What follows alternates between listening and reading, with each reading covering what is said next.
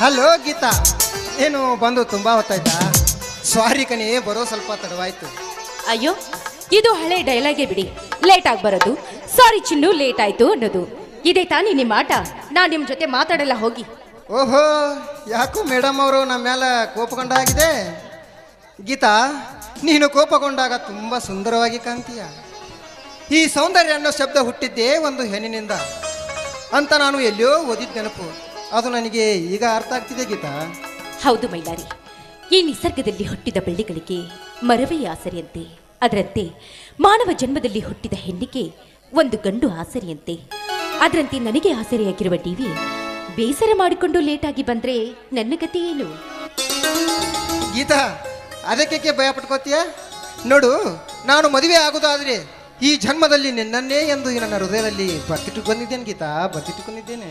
ಈ ಜೀವ ಹುಟ್ಟಿದ್ದಿನಿಗಾಗಿ, ಈ ಪ್ರೀತಿ ಎಂಬ ಸಾಗರದೊಳಗೆ ಸಿಕ್ಕ ಪುಟ್ಟ ಮೀನು ನಾಡು, ಆ ಸಾಗರದ ಚಿಪ್ಪಿನೊಳಗೆ ಸಿಕ್ಕ ಸ್ವಾತಿ ಮುತ್ತು ನೀವು. ಓಹೋ ಗೀತಾ, ಪ್ರಾಣಕ್ಕಿಂತ ಮಿಗಿಲು ಈ ನನ್ನ ಪ್ರೀತಿ. ನೀನು ತೋರಿಸದರು ನೋವಿನ ರೀತಿ, ನಾನಿನ್ನ ಜೊತೆಯಾಗಿರುವೆ. ನನ್ನ ಪ್ರೀತಿ ದೇವಿ ನನಗೆ ಕ್ಷೀರಾಭಿಷೇಕ, ಬಾಸತಿ ನಿನಗೆ ಪ್ರೇಮಾಭಿಷೇಕ.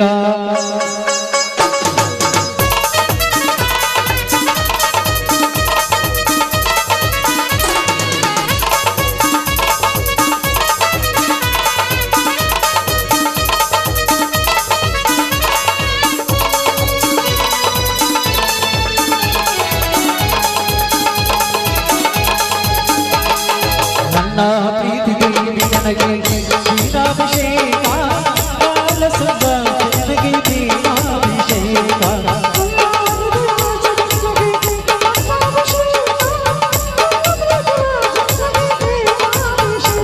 ನನ್ನ ಸಿಲೆ ಮನಸ್ಸುಂಬ, ನನ್ನಲ್ಲವೇ ತುಂಬ ವಿದೆಯ ಮಾತಿನ ಗಣೇಶ ರಾಜ. ನನ್ನ ಪ್ರೀತಿ ದೇವಿ ನನಗೆ ಕ್ಷೀರಾಭಿಷೇಕ, ಬಾಲಸುಂದರಿ ನನಗೆ ಪ್ರೇಮಾಭಿಷೇಕ.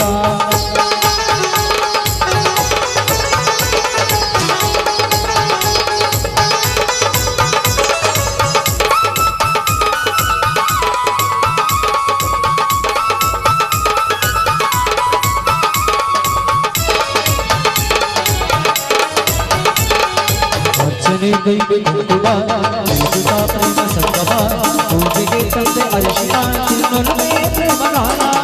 ತಂದೆ ನೀನು ಗಂಡನು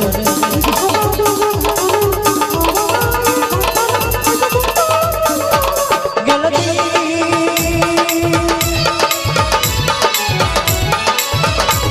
ಇದು ಮನಸ್ಸು ಮನಸ್ಸು ಬೆರೆತು ಬಿಡುವಾಗ ನನ್ನ ಪ್ರೀತಿ ದೇವಿ ನನಗೆ ಕ್ಷೀರಾಭಿಷೇಕ, ಬಾಲಸುಂದರಿ ನನಗೆ ಪ್ರೇಮಾಭಿಷೇಕ.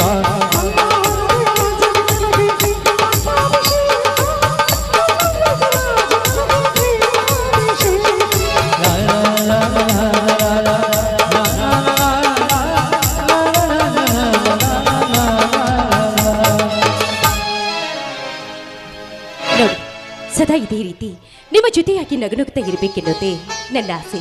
ಒಂದು ಕ್ಷಣನೂ ನಿಮ್ಮನ್ನ ಬಿಟ್ಟಿರೋದಕ್ಕೆ ನನ್ನಿಂದ ಆಗ್ತಿಲ್ಲ ರೀ. ಗೀತಾ, ಅದಕ್ಕೆ ಭಯ ಪಟ್ಕೋತೀಯ? ನೋಡು, ಆದಷ್ಟು ಬೇಗ ನಮ್ಮಿಬ್ಬರ ಮದುವೆ ವಿಷಯನ್ನು ನಮ್ಮ ಮನೆಯಲ್ಲಿ ಇವತ್ತು ಸಂಜೆಯೇ ಹೇಳುತ್ತೇನೆ. ಸರಿ, ಆದಷ್ಟು ಬೇಗ ಈ ಕೆಲಸ ಮಾಡಿ. ಯಾಕಂದ್ರೆ ನನ್ನ ದೇಹದ ಪ್ರತಿ ರಕ್ತ ಕಣದಲ್ಲಿಯೂ ನಿಮ್ಮ ಹೆಸರಿದೆ, ಈ ನನ್ನ ಹೃದಯದಲ್ಲಿ ನಿಮ್ಮ ಉಸಿರಿದೆ. ಗೀತಾ, ನಿಜವಾಗ್ಲೂ ನೀನು ನನ್ನ ಅಷ್ಟೊಂದು ಇಷ್ಟಪಡ್ತೀಯಾ? ಹೌದು ಮೈಲಾರಿ, ಅದನ್ನ ಹೇಳುವುದಕ್ಕೆ ಶಬ್ದಗಳೇ ಸಾಲ್ತಿಲ್ಲ ನನಗೆ. ನಾವು ಉಸಿರಾಡೋ ಪ್ರತಿಯೊಂದು ಉಸಿರಲ್ಲೂ ನೀವಿದ್ದೀರಾ. ಹಾಗಾದ್ರೆ ಪರೀಕ್ಷೆ ಮಾಡೋಣವೇ? ಯಾಕೆ ನನ್ನ ಮೇಲೆ ಅನುಮಾನವೇ? ಹೇಳು ಮೈಲಾರಿ, ನಾನೇನ್ ಮಾಡ್ಬೇಕು ಅಂತ? ಅಲ್ಲಿ ಕಾಣ್ತಾ ಇರೋ ಬೆಟ್ಟದಿಂದ ಕೆಳಗೆ ಹಾರಬೇಕೆ, ಅಥವಾ ಅಲ್ಲಿ ಹರಿತಾ ಇರೋ ಜಲಪಾತದಲ್ಲಿ ಧುಮುಕಬೇಕೆ? ಅಯ್ಯೋ ಹುಚ್ಚಿ, ಅಂತ ದೊಡ್ಡ ಕೆಲಸ ಏನು ಮಾಡಬೇಡ. ಅಗೋ ಅಲ್ಲಿ ಕಾಣ್ತಿದೆಯಲ್ಲ ಕೆಂಪು ಗುಲಾಬಿ, ಅದನ್ನು ಹೋಗಿ ಕಿತ್ತುಕೊಂಡು ಬಾ ಅಷ್ಟೇ. ಅಷ್ಟೇನಾ? ನೋಡ್ತಾ ಇರೋ ಮೈಲಾರಿ, ಪ್ರೀತಿ ಯಾವತ್ತೂ ಸಾಯುವುದಿಲ್ಲ. ಇದರಲ್ಲಿ ನಾನೇ ಗೆಲ್ಲೋದು. ಆದರೆ ನಾನು ಬರೋವರೆಗೂ ಇಲ್ಲೇ ನಿಂತಿರ್ಬೇಕು. ಸರಿ ಗೀತಾ, ಎಲ್ಲಿ ಹೋಗಲ್ಲ, ಹುಷಾರು. ಎಲ್ಲಿಗೂ ಹೋಗ್ಬಾರ್ದು. ಸರಿ ಗೀತಾ, ಈ ಜಾಗ ಬಿಟ್ಟ ಎಲ್ಲೂ ಕದ್ಲಲ್ಲ. ಗೀತಾ, ಗೀತಾ ಒಂದ್ ನಿಮಿಷ.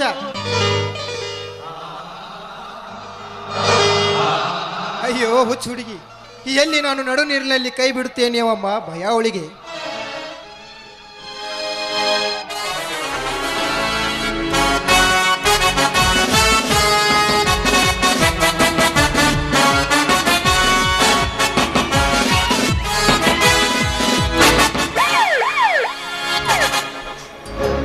ಏ ಮೈಲಾರಿ, ನಿನ್ನ ಎಲ್ಲಿ ಅಂತ ಹುಡ್ಕೋದು?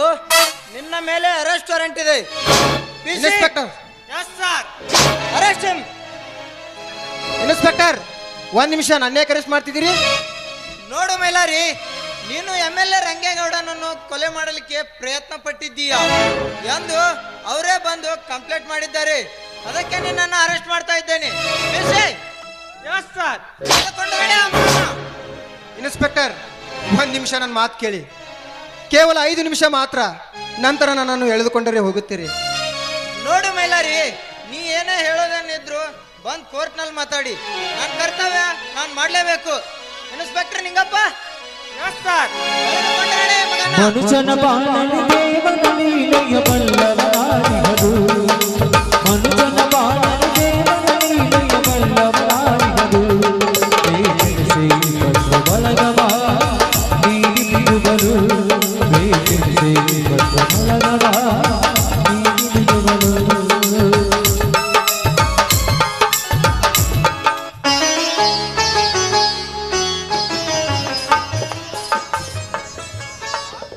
ಆಹಾ, ಎಷ್ಟು ಕೂಲಾಗಿದೆ ವಾತಾವರಣ. ಇಂಥ ತಂಪಾದ ಗಾಳಿಯಲ್ಲಿ ಇಂಪಾಗಿ ಹಾಡು ಒಬ್ಬ ಹಾಕಬಹುದಿತ್ತು. ಆದರೆ ಏನು ಮಾಡೋದು, ಅದೃಷ್ಟವಂತ ನಾನಲ್ಲೊಂದು ಕಾಣುತ್ತದೆ. ಓ, ಯಾವುದೋ ಒಂದು ಒಂಟಿಯನ್ನು ಈ ಕಡೆ ಬರುತ್ತಿದ್ದಾಳೆ. ಬಹುಶಃ ಆ ದೇವರಿಗೆ ನನ್ನ ಕೂಗು ಕೇಳಿ ಅವಳನ್ನು ಕಳಿಸಿರಬಹುದಾ? ಬರ್ಲಿ ಬರ್ಲಿ.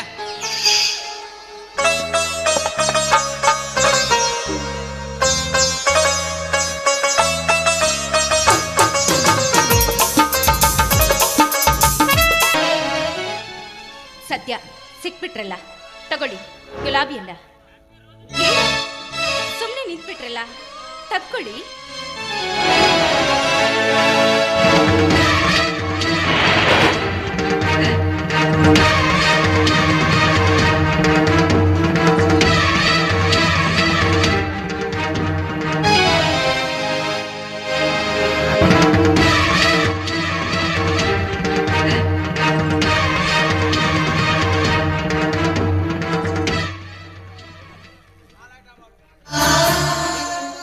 ರೀ, ನಾವು ತುಂಬಾ ದುಡುಕ್ಬಿಟ್ರು ಅಂತ ಕಾಣ್ತದೆ ಅಲ್ವಾ? ಯಾಕೆ ಏನು ಮಾತಾಡ್ತಾನೆ ಇಲ್ಲ?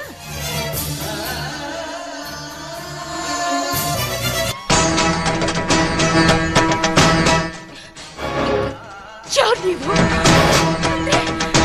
ಅಂದ್ರೆ ನಾನು ಇಲ್ಲಿವರೆಗೂ ನಿಮ್ಮ ಜೊತೆಲಿ ಎಲ್ಲ ಎಲ್ಲ. ಅಯ್ಯೋ ದೇವ್ರೆ, ನಾನೆಂತ ಕೆಲಸ ಮಾಡ್ಬಿಟ್ಟೆ.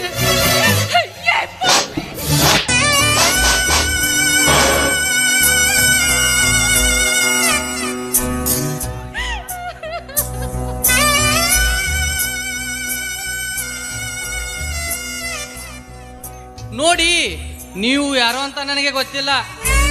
ನಾನು ಏನು ಬೇಕು ಅಂತ ಮಾಡಲಿಲ್ಲ. ನೀವಾಗೆ ಬಂದು ನನ್ನನ್ನು ತಬ್ಬಿಕೊಂಡಿರಿ. ಅದು ನನಗೆ ತಿಳಿದ ಹಾಗೆ ನಡೆದೋಯ್ತು. ದಯವಿಟ್ಟು ನನ್ನನ್ನು ಕ್ಷಮಿಸಿ ಬಿಡಿ. ಪಾಪಿ, ನನ್ನ ಜೀವನವನ್ನೇ ಹಾಳು ಮಾಡಿಬಿಟ್ಟಿಯಲ್ಲ.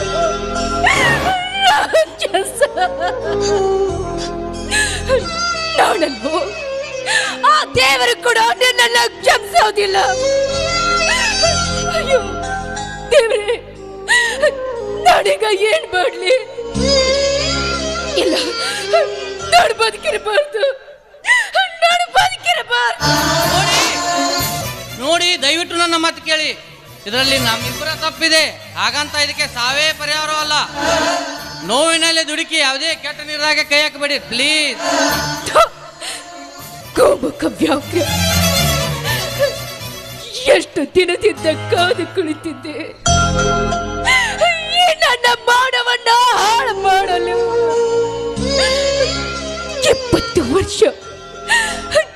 70 ವರ್ಷದಿಂದ ಕಾಪಾಡಿಕೊಂಡು ಬಂದ ನನ್ನ ಸರ್ವಸ್ವವನ್ನೇ ಹಾಳು ಮಾಡಿಬಿಟ್ಟಿಯಲ್ಲ ನರ ರಾಕ್ಷಸ.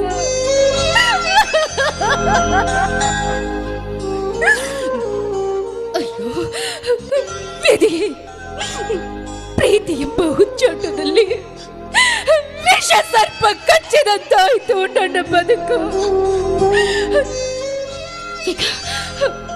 ಈಗ ಇಲ್ಲ, ನಾನು ಸಾಯ್ಬೇಕು, ನಾನು ಸಾಯ್ಬೇಕು.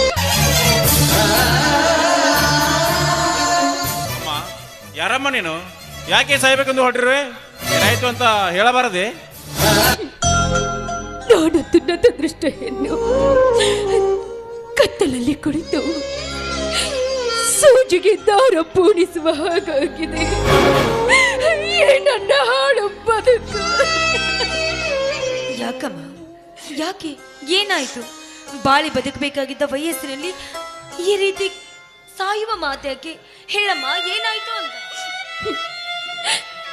ನನ್ನ ಜೀವನದಲ್ಲಿ ಏನಾಗಬಾರ್ದು ಅಂತ ನಾನು ಅನ್ಕೊಂಡಿದ್ದು ಅದೆಲ್ಲ ಆಗೋಯ್ತು, ಅದೆಲ್ಲ ಆಗೋಯ್ತು.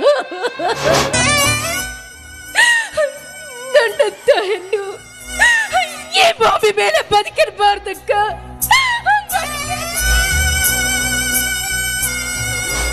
ನೋಡು, ಅಳ್ಬೇಡಮ್ಮ.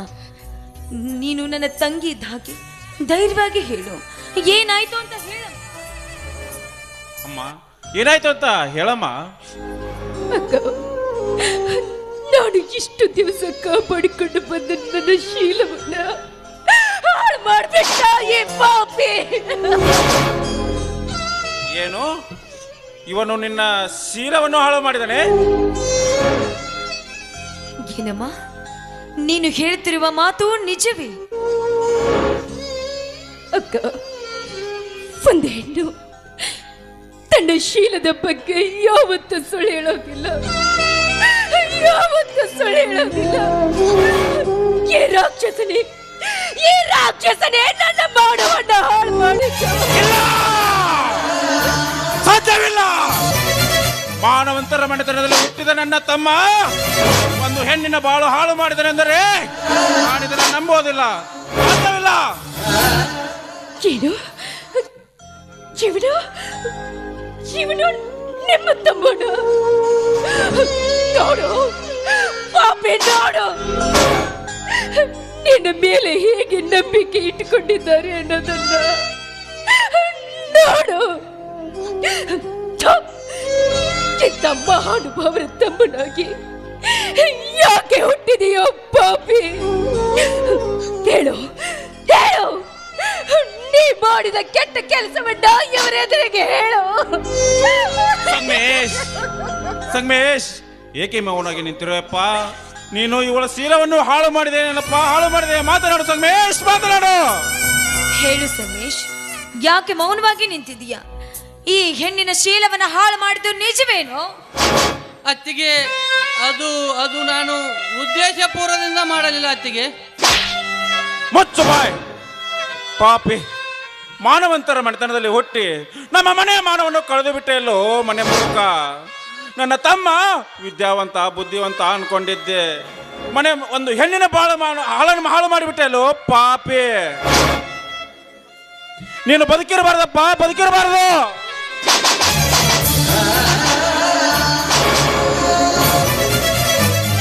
ಅಲ್ಲರಿ, ನೀವೀಗ ಅವನನ್ನ ಹೊಡೆದು ಸಾಯಿಸಿದ್ರೆ ಹೋದ ಇವಳ ಮಾನ ಮತ್ತೆ ಹಿಂತಿರುಗಿ ಬರುತ್ತೇನೆ ಸ್ವಾಮಿ. ಇಲ್ಲ ರೀ, ಇಲ್ಲ. ಜಾನಕಿ, ಈ ಹೆಣ್ಣಿನ ಮುಖವಾದರೂ ಒಂದು ಬಾರಿ ನೋಡು. ಇವಳ ಬಾಳನ್ನು ಹಾಳು ಮಾಡಲು ಈ ಮೂರ್ಖನಿಗೆ ಮನಸ್ಸಾದರೂ ಹೇಗೆ ಬಂದಿರಬೇಕು? ಪ್ರೀತಿಯಿಂದ ನಾನು ಹಾಲೆದರೆ ವಿಷಕಕ್ಕುವ ಕಾಳಿಂಗ ಸರ್ಪವಾಗಿ ಬಿಟ್ಟ. ಸಂಗಮೇಶ, ಯಾಕಪ್ಪ ಹೀಗ್ ಮಾಡಿದೆ? ನಿಮ್ಮಣ್ಣ ಬದುಕಿರುವುದು ನಿನಗೆ ಇಷ್ಟ ಇಲ್ವೇನಪ್ಪ? ಈ ರೀತಿ ಒಂಟಿ ಅಬಲೆ ಹೆಣ್ಣಿನ ಮೇಲೆ ದೌರ್ಜನ್ಯ ಮಾಡ್ದಿಯಲ್ಲ, ನಾಚಿಕೆ ಆಗಲ್ವಾ ನಿನ್ನ ಜನ್ಮಕ್ಕೆ? ಜಾನಕಿ, ಇವನು ಮಾಡಿರುವ ತಪ್ಪಿಗೆ ಶಿಕ್ಷೆ ಆಗಲೇಬೇಕು. ಇವನು ಬಿಟ್ಟಿರುವ ಹೆಂಜಲವನ್ನು ಇದೇ ನಾಯಿಗೆ ಹಾಕಲೇಬೇಕು. ಹೋಗು, ಆ ದೇವತೆ ಕೊರಳಿನ ತಾಳಿಯನ್ನು ತೆಗೆದುಕೊಂಡು ಬಾ. ಆಯ್ತು ಸ್ವಾಮಿ, ಏನ್ ಮಾಡ್ತಾ ಇದ್ದೀರಾ ನೀವು? ಅದು ನಾ ಹೇಳುದನ್ನ ಸ್ವಲ್ಪ ಕೇಳಿ. ಅಮ್ಮ, ನೀನೇನು ಹೇಳ್ಬೇಕಾಗಿಲ್ಲ. ಈ ರಾಜು ಅಪ್ಪ ಇರುವಾಗ ಅನ್ಯಾಯ ಅಕ್ರಮ ನಡೆಯಲು ಬಿಡುವುದಿಲ್ಲ. ಸುಮ್ಮನಿದ್ದು ಬಿಡು ನೀನು.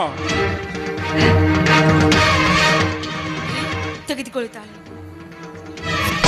ಹಾ, ತೆಗೆದುಕೋ ಇದನ್ನ. ಹಾ, ತೆಗೆದುಕೋ. ಸಂಗಮೇಶ, ಕಟ್ಟಪ್ಪ. ಅಣ್ಣ, ಅದು ಅದು ಏಯ್, ಕಟ್ಟೋಳ್ ಕೊರಳಿಗೆ.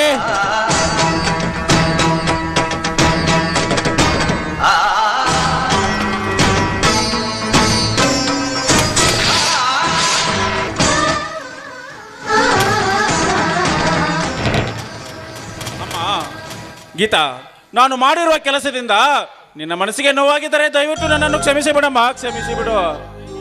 ಜಾನಕಿ, ಇವರನ್ನ ಮನೆಗೆ ಕರೆದುಕೊಂಡು ನಡಿ. ನಡಿಯಮ್ಮ, ಮನೆಗೆ ಹೋಗು.